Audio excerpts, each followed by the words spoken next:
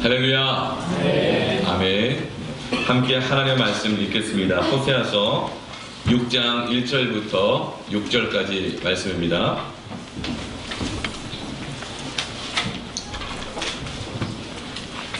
교독하겠습니다. 오라 우리가 여호와께로 돌아가자. 여호와께서 우리를 찢으셨으나 도로 낫게 하실 것이요 우리를 치셨으나 싸매어 주실 것입니다. 여호와께서 우리를 치시며 세세하게 우리를 치시니 우리가 그의 앞에서 살리라. 그러므로 우리가 여호와를 알자. 힘써 여호와를 알자. 그의 나타나심은 새벽빛같이 어김없나니 비와 같이 땅을 적시는 늦은 비와 같이 우리에게 임하시리라 하니라.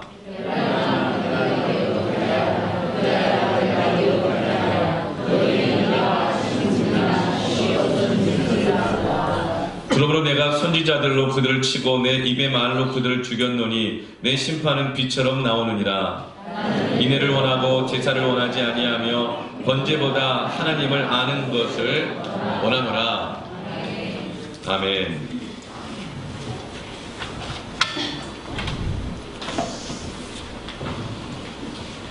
신앙생활 잘 하다가 신앙생활을 멈추고 방황하고 있는 분들에게 이제는 하나님께로 돌아갈 때가 되지 않았습니까? 하나님께로 돌아오십시오. 이렇게 말을 하면 저마다 자기가 가지고 안고 있는 문제를 가지고 이렇게 얘기합니다.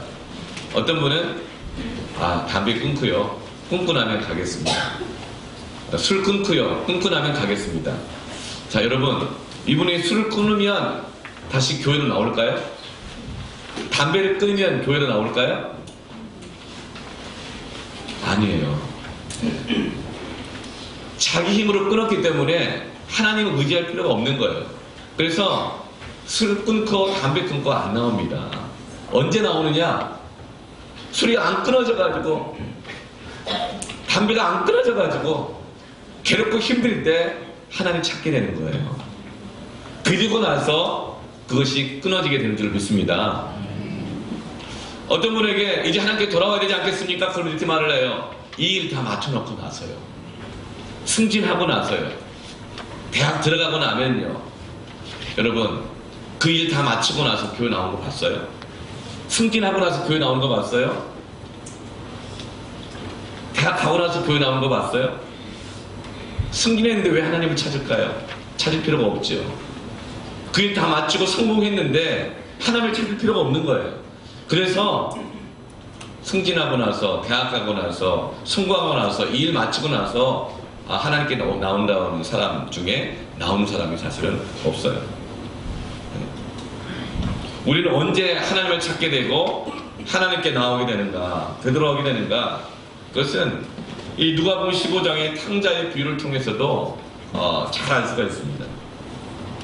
탕자가 아들이 아버지가 돌아가지도 않았는데 마음이 급해가지고 한 재산 챙겨가지고 집을 나갔어요. 집을 나갔는데 그 재산을 다 없앴습니다. 가난해졌어요. 그런데 그때 하나님께로 아버지께로 돌아갈까요? 아니에요. 궁핍해졌지만 안 돌아가요. 왜요? 금이 환영해야 되는데 이 모습으로는 갈 수 없거든요.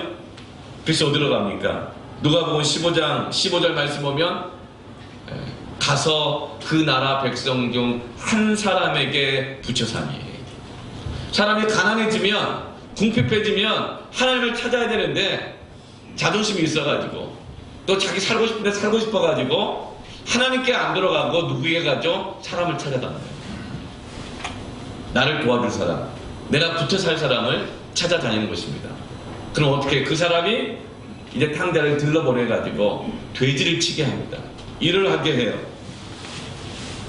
근데 먹을 것을 잘 안 주니까 이제는 돼지가 먹는 쥐염 열매로 배를 채우려고 하는데 이제는 그 쥐염 열매도 주는 사람이 없습니다. 이제 아무것도 없게 된 거예요. 그러자 17절 말씀에 이에 스스로 돌이켜 이르되 내 아버지에게는 처음으로 아버지란 말이 나와요.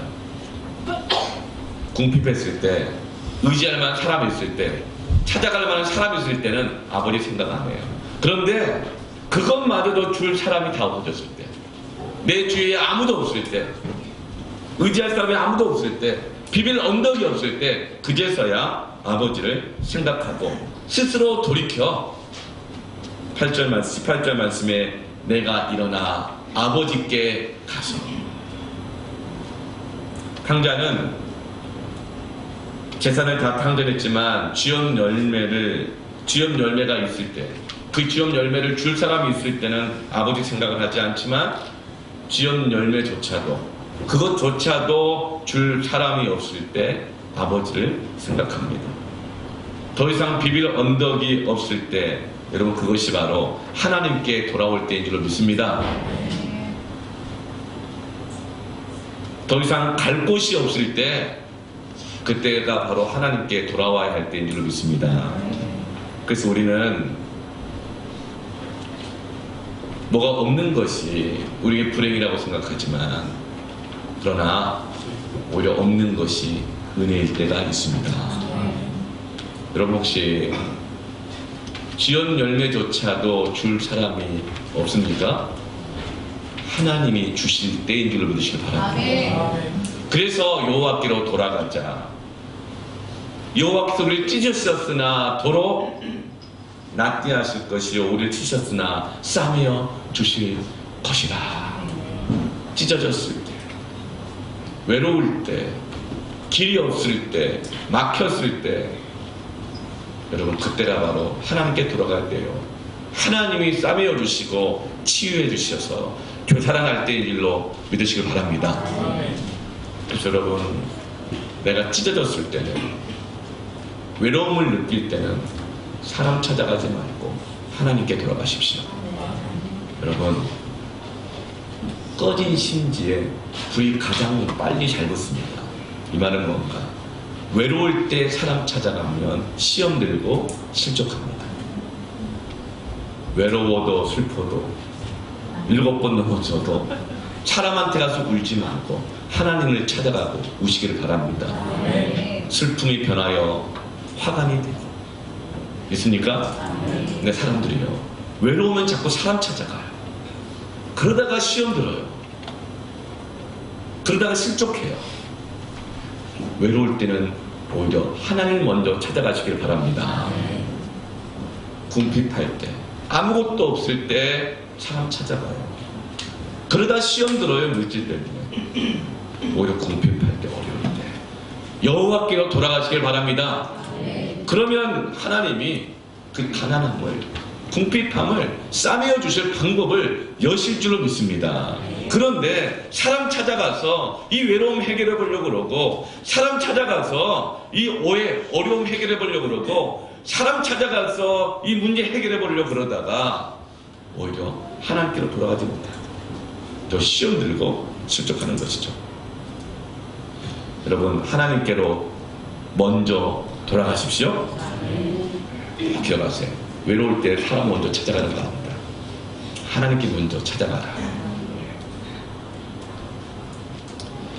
여러분, 하나님을 향한 그 갈급함이 회복되기를 축원합니다. 하나님을 향한 갈망함이 회복되기를 축원합니다. 여러분, 주일에 교회 올 때 가슴이 설레이십니까? 저는 아이스크림 별로 안 좋아하지만 설레임은 좋아해요. 여러분, 예배 올 때 설레시길 축원합니다. 설레야 돼요. 저는요, 그 주님을 찾는 그 설렘이 뭔지를 너무 알아요. 모든 걸 다 잃어버려 봤다가 하나님이 채워주신 것을 경험한 사람은 하나님 찾아갈 때 설레요. 저는 아주 부유한 가정에서 태어났어요.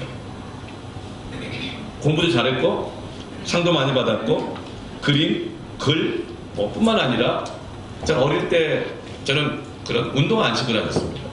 좀 구두 신고 다녔어요. 그리고 양복을 입고 다녔어요. 예. 양복 같은 옷이 있어요. 맞춤 그것도. 그리고 모자도 쓰고 다녔습니다. 패션의 완성은 모자로. 실제로 영국 신상 모자, 원래 모자가 정식 복장이에요, 모자가. 예. 그리고 중학교 때는 택시를 타고 학교에 다녔습니다. 그러다가 제가 아니라 저희 아버지가 갑자기 궁핍해져 버려가지고 사춘기 때부터 전학을 1년에 한 번씩 6년간 쉬지 않고 다니는데 100평 집에서 살다가 구두에 양복에 모자 쓰고 택시 타고 학교 다니다가 갑자기 집안이 궁핍해지면서 한 칸짜리 방에서 6식구가 살아야 되는 거예요. 그때 저희 형이 대학교 1학년, 저희 누나가 고등학교 1학년, 제가 중학교 3학년, 제 남동생이 초등학교 6학년.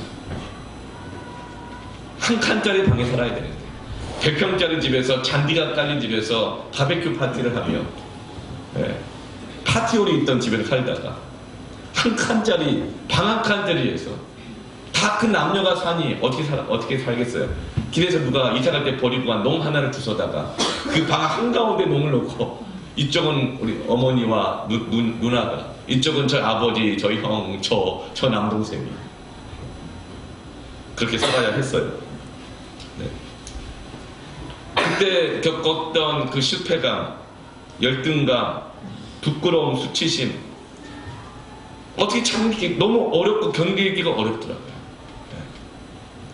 그래서 그 부끄러움과 이 인생의 낭패감을 극복하기 위해서 사람은 없어도 똑똑하기라도 해야 된다. 그 나를 무시하지 못하게 만들어야지. 사실 이 마음으로 책을 얼마나 열심히 읽기 시작했는지 몰라요. 무시당하는 게 너무 싫은 거예요. 그래야 똑똑하기라도 해서 무시당하지 말지. 그래서 책을 얼마나 열심히 읽었는지 몰라요. 그런데 그 인생의 낭패를 겪으면서 저에게 이 수치심이 깊어지면서 자꾸 나를 포장하고 싶은 마음이 생기면서 우울증이 찾아왔어요. 여러분 10대 때 우울증이 찾아오니까 강박증이 찾아오게 되어지고, 그럼 너무 스트레스를 받으니까 나중에는 그 통증이 온몸에 오면서 7년 동안, 그 이후 7년 동안, 중3 때부터 7년 동안 하루에 잠을 자도 5분 이상 깊이 잠을 자지 못하고 계속 자다 깨다가 하는, 그래도 하루에도 수십 번씩 가위에 눌리고 몸이 마비가 되고 우울증과 강박증과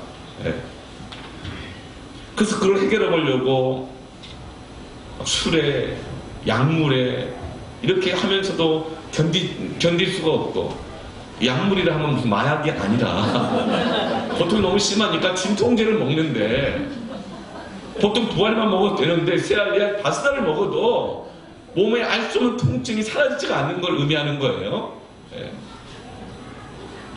몸무게가 49kg로 빠지고 얼굴 새카매지고 바짝 마른 미이라처럼 산 송장처럼 걸어다니고, 그리고 눈에는 분노와 우울증과 공허함과 험함으로 가득 차 있고 해가지고, 그러면서 똑똑하게라도 해야 된다. 그래야 무시 안 당한다. 그 책을 얼마나 많이 읽었는지 모르겠어. 그러나 그 우울함과 인생의 고통이 해결이 안 되는 거예요. 그때 김성옥이라는 친구가 저를 데리고 가면서, 그래서 어디 한번 가보자. 어디? 저기 서울의 충정로 역에서 내려가지고 좀 한 15분 정도 걸어가면은 충정 아파트가 있는데 거기에서 성경공부 모임이 있어. 너 또 하나님을 알아보지 않을래? 성경을 좀 배워보지 않을래? 성경도 책이니까 배워주면 좋겠다 싶어가지고 따라갔어요. 그리고 거기서 제가 하나님을 만나게 되었지. 저는 아직도 그 설렘을 기억해요. 제가 하나님을 만나고 난 다음에 매주 토요일 오전 9시에 충정로에 있는 그 아파트 그 방 안에서 성경공부 모임을 하러 갈 때, 그때 그 설레임, 그 아침에 설레임, 그때 겨울이었는데 차가운 공기를 뚫고 아침에 나가면서 오늘 하나님의 말씀을 또 뭘 배울까? 하나님 나에게 뭐라고 말씀하실까? 그 설레임과 그 기대감이 제 마음 가운데 얼마나 막 벅차 올라오는지 몰라요. 그러면 제가 그 아침에 가면서 불렀던 찬양이 있어요. 하나님의 사랑을 사모하는 자, 하나님의 평안을 바라보는 자. 여기서 제가 더 노래 찬양 못해요. 울어요. 왜냐하면 평안함이 없었거든요. 누가 나 같은 인생을 사랑해줄까? 왜 나에게 평안이 없을까? 이 찬양하다가 제가 그냥 21살짜리가 그냥 눈이 막 촉촉해져가지고 주변 사람 보면 창피할까봐 그냥 눈물을 닦다가 그러면서 계속 찬양을 하네. 내려가지고 걸어가면서 하나님 사랑의 눈으로 너를 어느 때나 바라보시고 하나님 인자한 비로소 언제나 너에게 기울이시니 어두움에 밝은 빛을 비춰주시고 또 한 번 더 쉬어야 돼요. 밝은 빛을 비춰주시고 너의 작은 신음에도 응답하시는 또 쉬어야 돼요. 또 눈물이 나가지고 너는 어느 곳에 있든지 주를 향하고 주만 바라볼지라. 제가 21살 때 만났던 하나님이에요. 그 아침에 그 설레임, 하나님께 돌아가는 그 걸음의 설레임,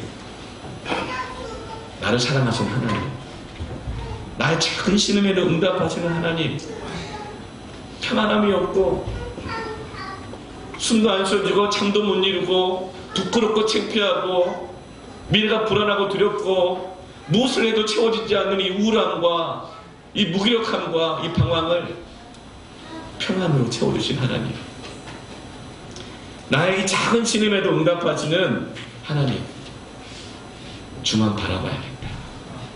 그 설레임으로 그 겨울에 서울 이 미아동에서부터 지하철을 타고 충정로까지 가서 한참을 걸어가면서 갔던 그때의 모습, 그때의 그 설레임이 아직도 있어요. 제가 정말 외롭고 힘들고 모든 걸 잃은 것 같고 살 이유가 없고 때론 정말 너무 우울해서 뭐 죽고 싶고, 왜냐면 너무 의미가 없으니까 막 죽고 싶은 마음이 드는 거죠. 그럴 때 그 찬양을 하면서 방에 혼자 무릎을 꿇고 찬양하고 이렇게 기도할 때 하나님 제 마음에 들려주시는 음성이 하나 있어요.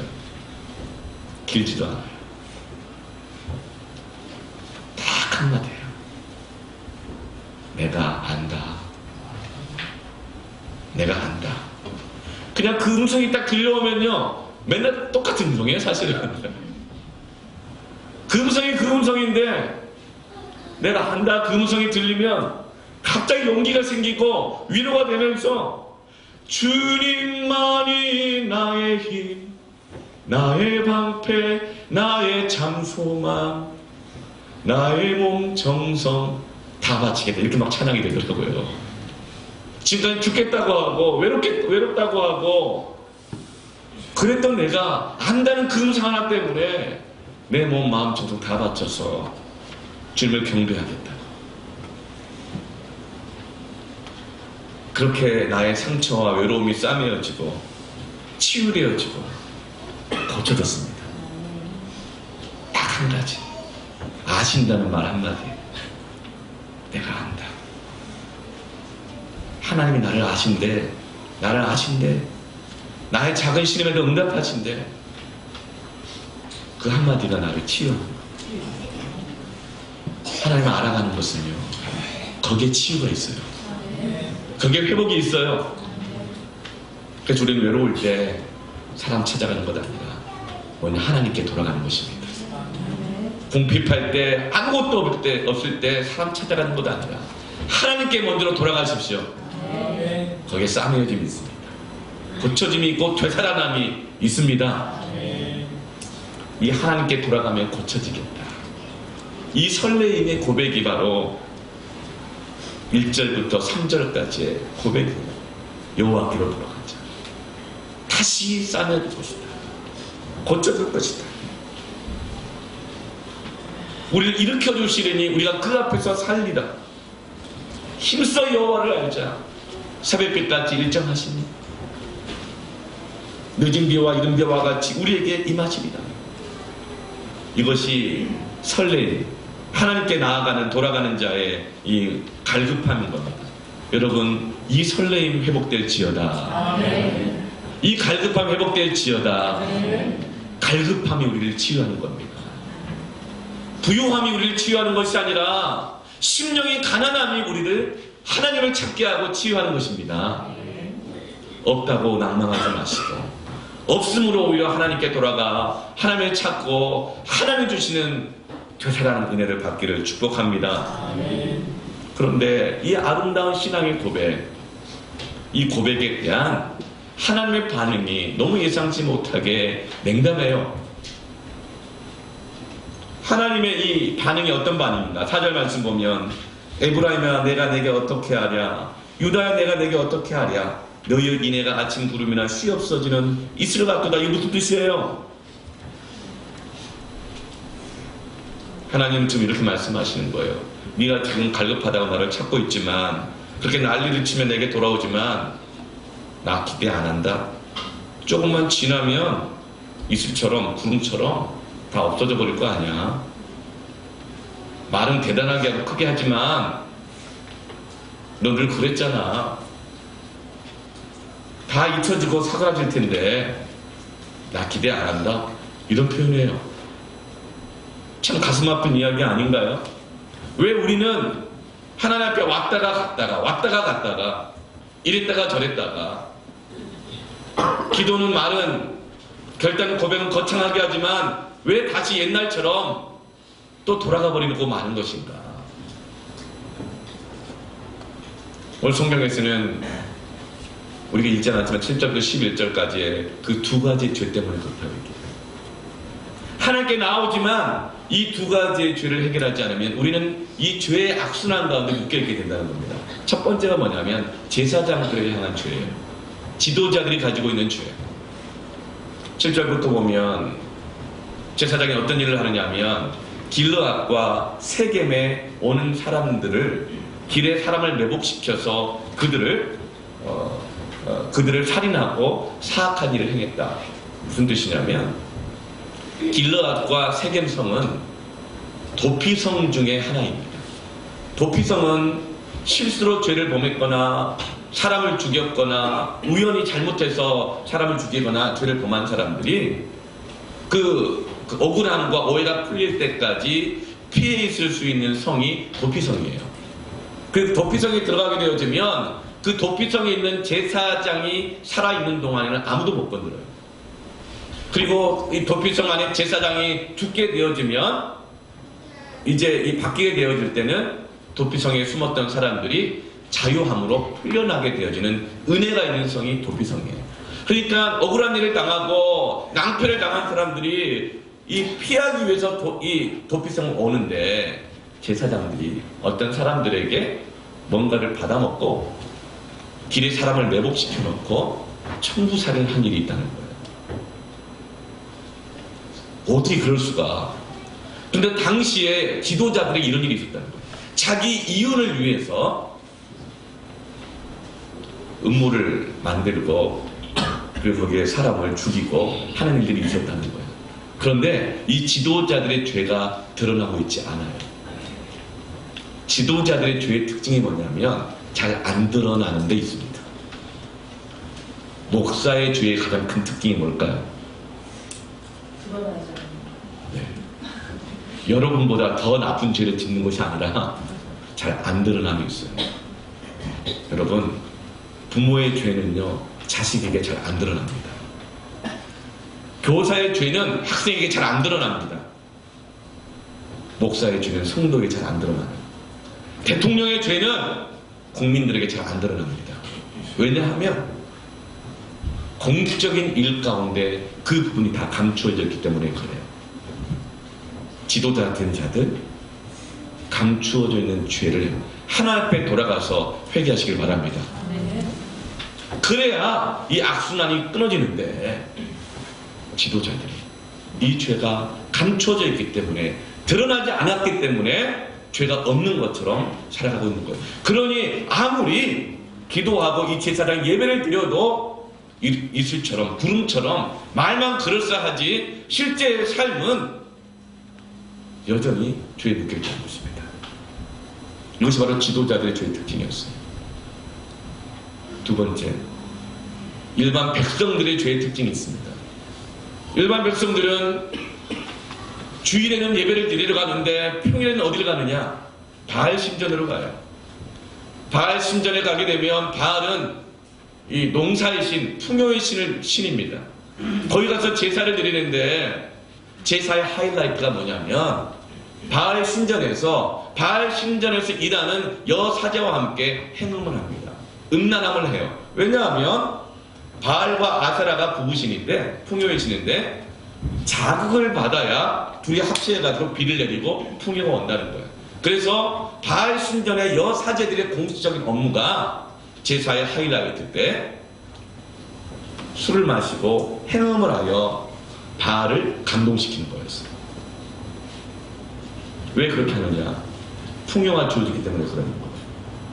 주일에는 예배를 드리러 가지만 일상의 우리의 삶 속에서는 1차, 2차, 3차 여자를 부르고 그렇게 접대를 하고 그렇게 행동을 하는 거예요. 왜요? 그래야 계약이 성사가 되고 거래가 성사가 되고 상관이 잘 보이고 승진이 되고, 이것이 일반 백성들의 죄였는데 이것이 왜 해결이 안 되느냐? 다 먹고 살자 하는 일이기 때문에, 그리고 다들 그렇게 하기 때문에, 보편적으로 다 그렇게 하기 때문에 그 죄를 죄로 인식하지 못하는 죄가 있는 겁니다.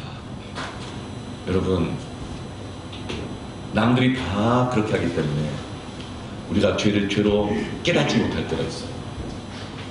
그러나 하나님은 바로 그 죄 때문에 아무리 너희가 하나님 앞에 돌아와도 말을 거창하게 해도 결단을 해도 구름처럼 이슬처럼 쉽게 사라져버리는 그 신앙밖에 안 되는 거다. 안타까워하면서 내가 어떻게 하냐? 너희들의 인애가, 너희들의 신앙이 구름과 같고 이슬과 같구나. 안타까워하고 계시는 것입니다. 그러면서 그 신앙에 대한 하나님의 궁극적인 대안을 호세아서 6장 6절에 이렇게 말씀하세요. 우리가 정신을 똑바로 차리고 6절을 같이 함께 읽어볼까요? 시작. 나는 인애를 원하고 제사를 원하지 아니하며 번제보다 하나님을 아는 것을 원한다. 번제 드리고 제사 드리고 이것이 너희들의 이 죄의 문제를 해결하는 것이 아니고 인생의 문제를 해결하는 것이 아니고 하나님을 알아야 인생의 문제가 해결되고 이 죄의 문제를 해결할 수 있다는 것입니다.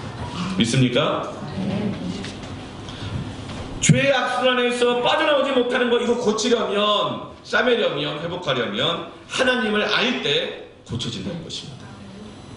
여러분 기도하세요. 하나님을 알게 해주세요. 내 인생의 공허함과 무기력함과 우울함이 어떻게 제가 해결되었습니까? 하나님 나를 아신다는 말, 하나님 나를 아신다는 그 하나님을 내가 알 때에 내가 회복되는 것입니다. 여러분, 안다는 게 뭘까요? 여기서 이 하나님을 안다, 지식, 하나님을 아는 지식은 다아트 엘로힘이라고 합니다. 엘로힘은 하나님이라는 것이고 다아트는 지식이라는 뜻이에요. 하나님을 아는 지식.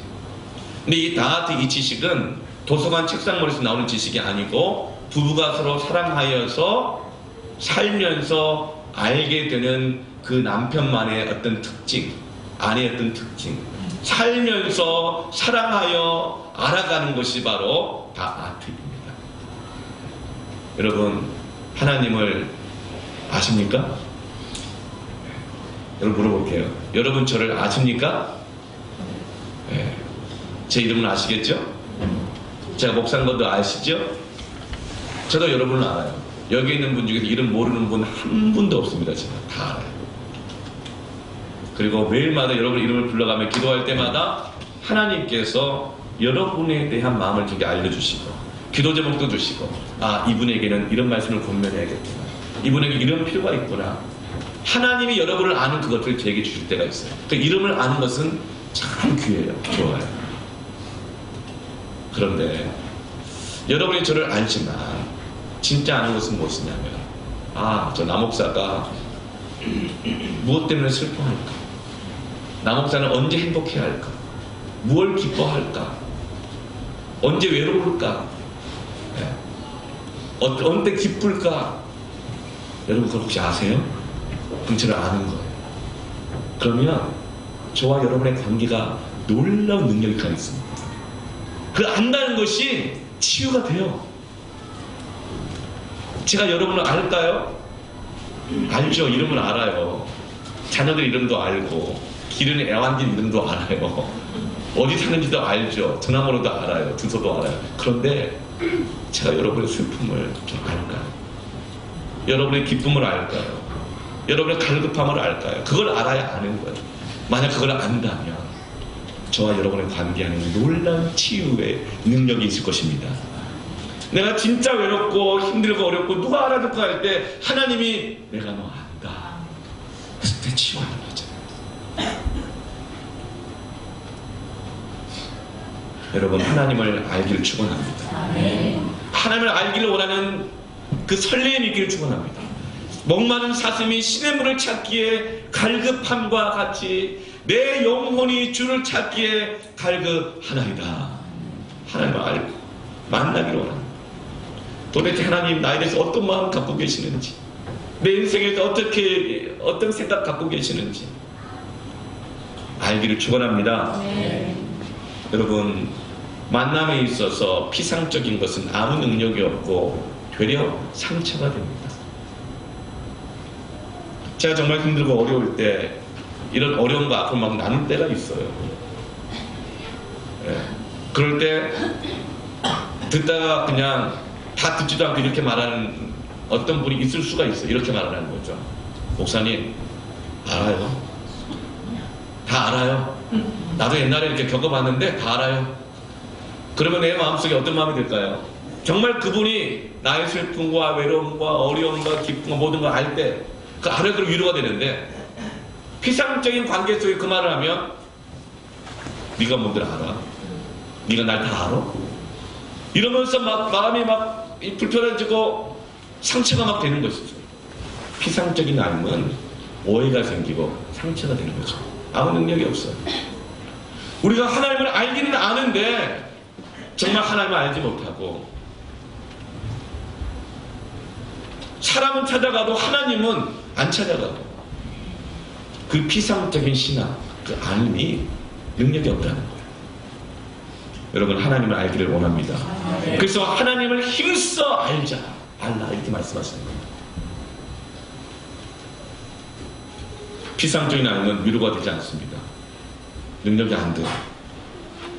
그래서 하나님은 6절에 나는 인애를 원하고 제사를 원하지 아니하며 번제보다 하나님을 아는 것을 원한다. 그래야 너희들이 치유가 된다. 그래야 그 문제가 해결이 된다. 인애라고 하는 것은 하나님을 알 때 생겨나는 것이 인애. 인애는 헤세드. 책임지는 신실한 사람.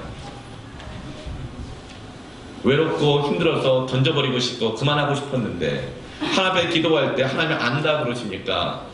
예. 나의 몸 전부 다 바치겠다고 신실하게 다시 섬기겠다고 다시금 결심이 일어나고 용기가 생겨 사랑이 생기잖아요. 예. 하나님을 알 때 인애가 생기는 것입니다.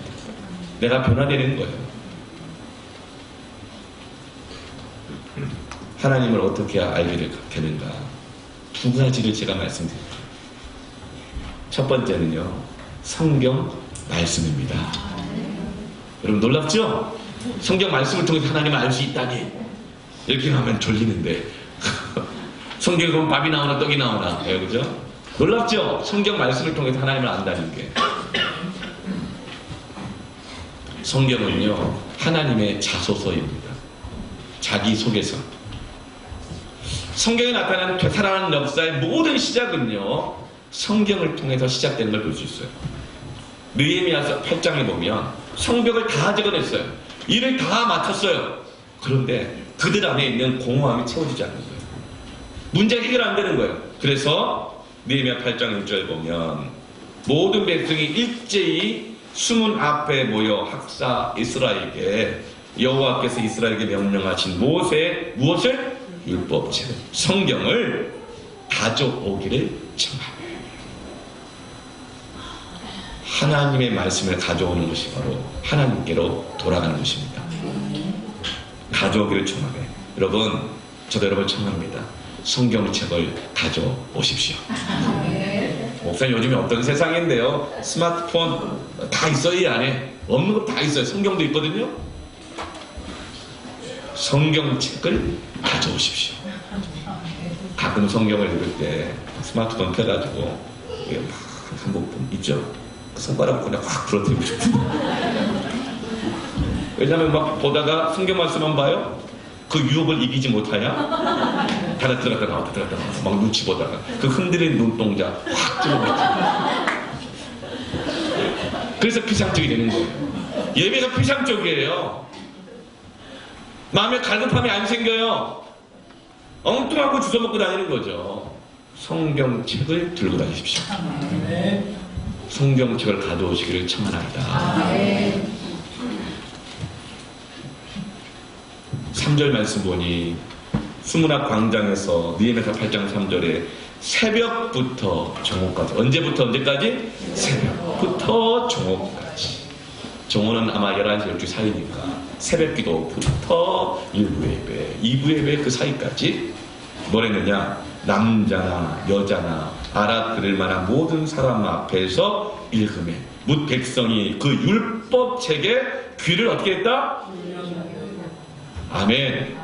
그럴 때 하나님을 알아간다는 거예요. 근데 어떻게 해요? 예배 시작도 전에, 설교 시작도 전에 언제 끝나요? 몇 시면 끝나게 되는 거예요? 여러분 기억하세요. 새벽부터 저녁까지 귀를 기울여. 아멘. 여러분 물론 제가 이 예배 시간을 잘 지키려고 애를 쓸 거예요.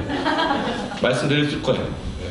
그것도 만약 뭐 습관적으로 안 한다면 이렇게 좀 문제가 있겠지만, 그러나 중요한 시작도 전에 언제 끝나요? 이것은 말씀에 대한 태도가 아닙니다. 그래서 우리 신앙이 하나님을 아는 지식이 피상적인 거예요. 그런 마음 자세로 예배 드리고 말씀을 들으면 하나님 아는 지식이 생기지를 않아요. 피상적이 되는 거예요. 그래서 예배가 막 고난이 되고 말씀이 짐이 되고. 여러분 하나님의 말씀에 귀를 기울이십시오. 그래 하나님을 알아간다니까요. 이 말씀에 대한 태도가 사실은 하나님을 아는 지식을 피상적으로 만드는 거예요. 제가 예전에 수련회를 갔었어요.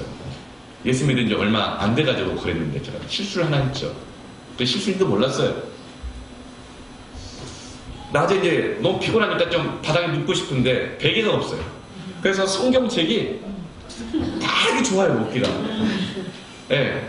주께 사랑하신 자의 잠을 주시는 도다. 딱 높이도 딱 맞고 딱딱한 것도 약간 쿠션도 적당해가지고 너무 푹신푹신하면 잠이 안 오거든요. 울렁증이 생겨서. 어쩜 말씀이 꿀소리처럼 갈고 딱 좋아가지고 성경을 딱 베고 눕는데 그 앞에 계셨던 어떤 우리 이 선생님이 저한테 갑자기 나이사! 너 도대체 성경 가지고 뭐 하는 짓이야? 갑자기 힘을 내더라고요. 화를 막 내더라고요. 여러분 화는 이럴 때 내라고 있는 것입니다. 네.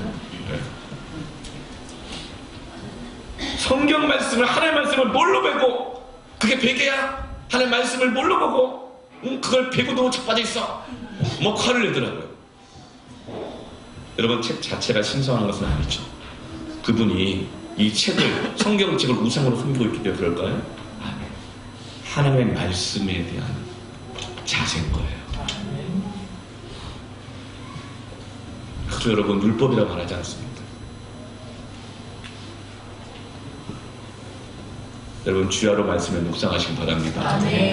귀를 기울이세요.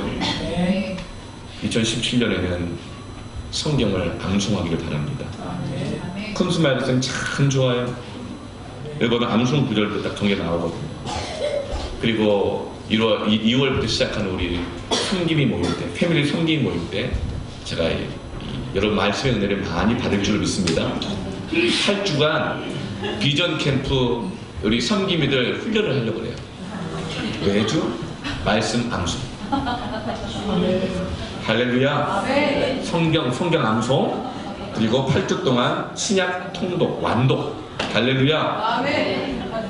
섬김이들이 되니까 다들 아멘. 섬김이들은 아멘을 안 하고 그리고 잘 안 읽어진다, 읽으면 졸린다, 그런 분에게 좋은 대안이 있어요. 성경 필사 쓰면 안 졸려요. 그리고 큐티도 뭐 일주일에 3번 이상 이런 거 아니고 온전한 전일 큐티.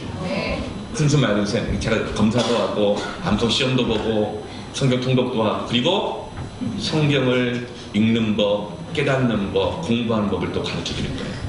RPS라고 Reading Bible, Preaching Bible, Sharing Bible. 읽어지는 성경, 전할 수 있는 성경, 나눌 수 있는 성경. 그래서 성기비들이 어떻게 말씀을 가지고 패밀리 모임에서 관계를 맺고 나누고 살아갈 건가. 할렐루야. 왜냐하면 그럴 때 하나님을 알게 된다는 거예요. 성경은 하나님의 자소서라니까요. 자소서.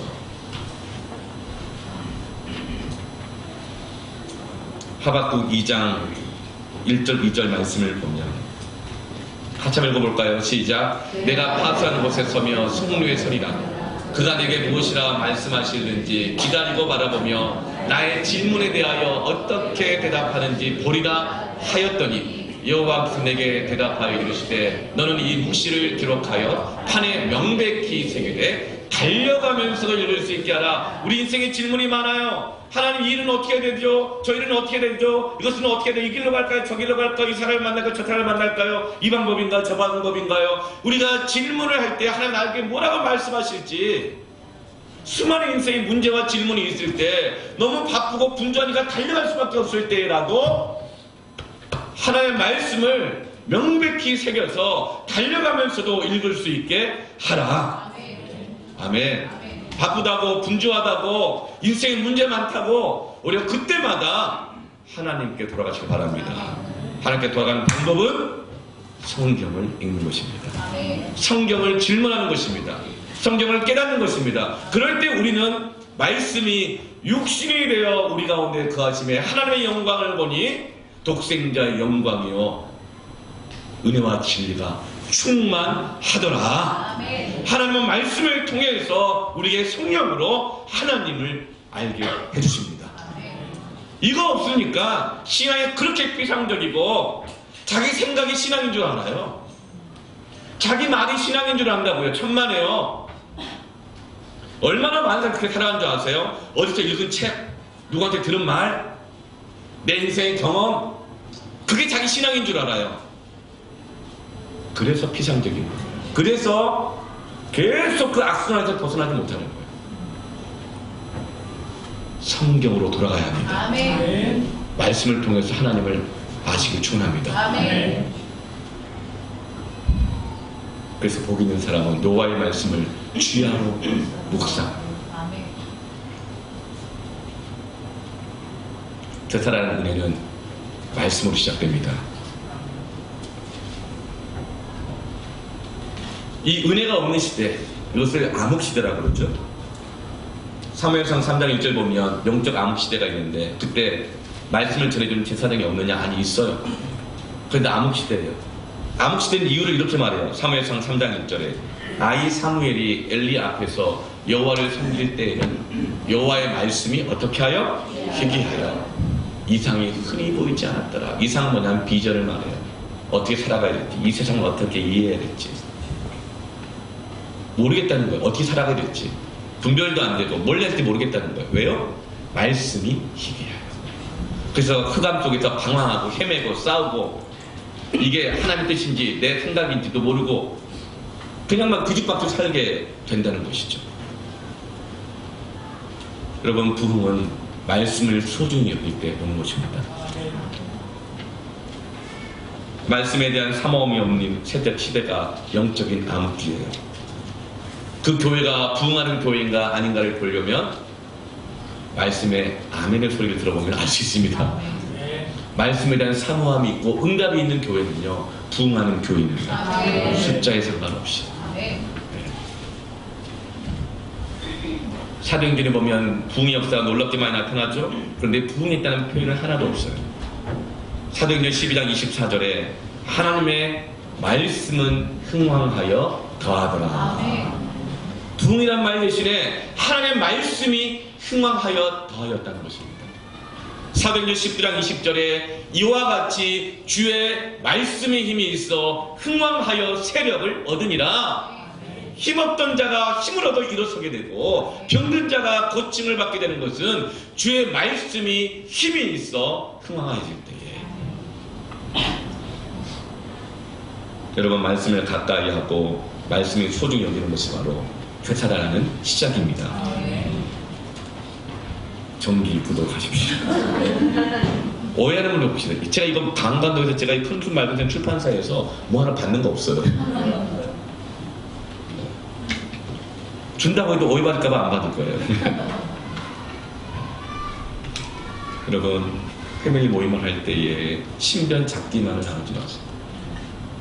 삶에 나누는 거 필요하지. 그러나 무엇을 먹을까 마실까 입을까 염려하지 말라고 했는데 오늘은 뭐 먹지? 어디 가지? 여러분, 그거 하시는데 하나님 말씀을 나누고 말씀에 나의 마음을 적용하고 또 그 말씀을 기도하면서 이 세상을 분별하고 판단하고 그 모임으로 하시길 바랍니다. 그래야 이 패밀리 모임이 무슨 개모임하고 다르지. 개모임의 특징이 뭐예요? 개모임은 주로 무엇을 먹을까 마실까 입을까 염려하며 다니는 모임이잖아요. 그리고 교회는 그런 모임이 아닙니다. 그런 개모임으로는요 하나님의 치유와 회복이 없어요. 여러분, 신앙생활을 개모임으로 하지 마시고 패밀리 모임으로 하십시오. 개모임으로 하면 너무 심한 말이 나올까 봐서 무슨 판이 될 수 있어요. 그러니까 말씀을 함께 나누시기 바랍니다. 그래서 패밀리 모임 때마다 교체했는지 꼭 섬김이를 확인해야 돼요. 그리고 말씀을 주일 설교에 들었던 말씀, 주중에 함께 묵상하고 들었던 말씀, 궁금한 건 물어보고 은혜 받은 건 함께 나누고 함께 우리가 이렇게 살자, 힘써 살자, 같이 기도하는 모임도 축원합니다. 그럴 때 치유가 일어나고 회복이 일어나고 길이 열리게 되어지고 하나님을 경험하게 될 줄 믿습니다. 두 번째로는요, 하나님을 아는 지식이 생기려면 따라합시다. 삶 속에서 하나님을 만나는 것. 이 하나님을 아는 지식은 나한테 엘로힘이라고 했죠. 그것은 책상머리에서 얻는 지식이 아니라 살면서 함께하면서 알게 되는 지식을 뜻하고 특별히 부부간의 사랑을 뜻합니다. 여러분, 만약에 부부간에 서로를 알고 싶은 마음이 없다, 이건 뭐죠? 너무 쉽게 얘기하시면 안 됩니다. 하나님이 짝조신 거 사람 나눌 수 없는데 불가항력적으로 그럴 때가 있을지라도 그때 여호와를 힘써 알자. 힘써 알자. 부부가 서로를 알고 싶은 마음이 없으면 냉랭해지죠. 그리고 어두워집니다. 마찬가지. 성도가 하나님을 알고 싶은 마음이 별로 없을 때 영적인 어두움이 찾아오는 것입니다. 그런데 이 이스라엘 백성들은 주일에는 예배를 드렸지만 평일에는 바알 신전을 찾아갑니다. 일상생활과 예배가 분리되어 있는 것입니다. 여러분, 일상생활 속에서 하나님 알아가시기 축원합니다. 그런 매일같이 주의 말씀을 묵상하고 그 말씀으로 내 심령을 살피고 내 인생의 길을 비추어가면서 한 걸음 한 걸음 걸어갈 때 그 걸음걸음마다 하나님의 뜻을 알게 될 것이고 하나님의 성품을 알게 될 것이고 하나님이 나를 얼마나 사랑하시는지 그분이 얼마나 능력이 많으신 전능하신 하나님이신지를 알게 될 것입니다. 일상생활에서. 신명기 6장 6절부터 9절 말씀을 보면 오늘 내가 내게 명하는 이 말씀을 너는 마음에 새기고 언제요? 오늘이 오늘 데이 바이 데이 매일 일용할 양식 오늘 너의 마음에 새기고 내 자녀에게 부지런히 어떻게 하며 여러분 말씀을 가르치십니까? 잔소리로 아이들이 변화된 걸 보신 적 있습니까? 하나님을 아는 지식이 자녀를 변화시킬 것입니다. 하나님께 감동받은 것, 하나님 나를 바꾸신 것, 그 하나님을 아는 지식이 자녀를 바꾸는데 혹시 우리가 잔소리만 하다가 피차 힘들지 않은가? 부모로서 저들한테 고백합니다.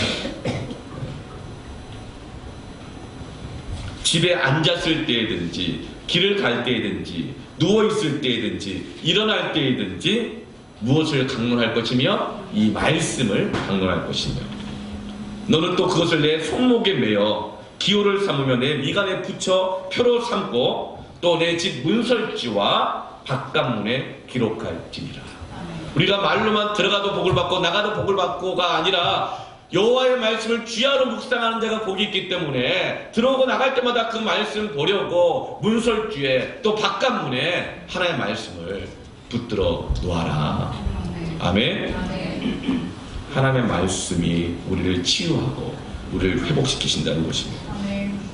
너 자신에게 뿐만 아니라 너의 자식에게도 집에 있을 때든지 집 바깥에 있을 때든지 길에 있을 때든지 누워있을 때든지 일어날 때든지 교회에 있을 때든지 어디 직장에 있든지 일상 생활 속에서 말씀을 붙이고 말씀을 묵상하고 깨닫고 순종하며 살아갈 때에 하나님을 아는 지식이 우리 안에 있습니다. 그럴 때 우리는 우리 안에 그 악순환하는 주의 고리가 끊어지게 될 것이고 구름 같은 신앙, 이슬 같은 신앙이 아니라 반석 같은 신앙, 기둥 같은 신앙 될 줄로 믿습니다. 여러분 여호와를 힘써 아시기를 축원합니다. 하나님을 아는 지식이 우리를 되살아나게 할 것입니다. 아멘. 저는 함께 기도하겠습니다.